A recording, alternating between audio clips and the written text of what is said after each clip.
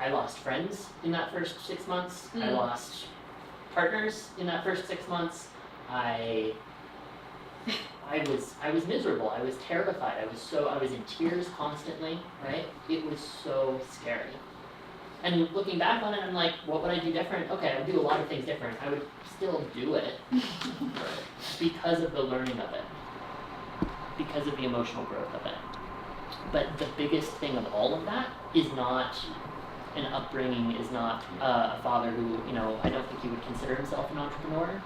We could use that word, but having a community and having people to talk to who I know I can call Will up and say, hey, can we brainstorm this thing together, right? That is scary, that's like, we run an annual conference, right? I run an annual conference that Willow helps with.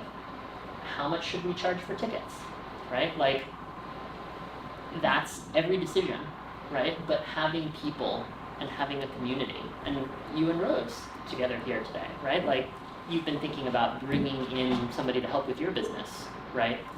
Creating food, creating beautiful food, and I know how hard it is to make beautiful food and make it an experience, but there's no one right answer, right? So if Jasmine brings in a business partner who does all of the selling and all of the logistics so that she can do what she loves the most, right? If you've been in videography, right, like, should Angela have a team of 15 people doing videography with her? Or is she more content being a freelancer forever?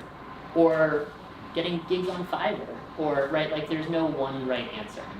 Culturally, there are, lots of belief systems that will say, oh, this is how you should do it, this is how you should do it, this is how you should do it. But all of that comes down to, what do I want? And what do I want today, which might be different 6 months or 2 years from now. Right. You were born with it. Right. Yeah. And I do think that there are, like, the richest families in the world talk about money over the kitchen table in a way that I never did. Right?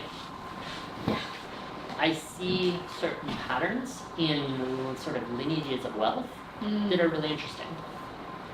My sister and I never talked about money with my parents.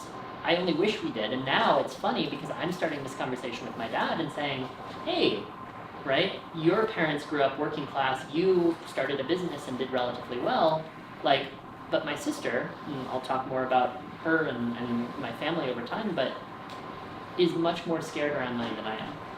And what's that difference? And how do I help people, no matter where they are, get to their next level?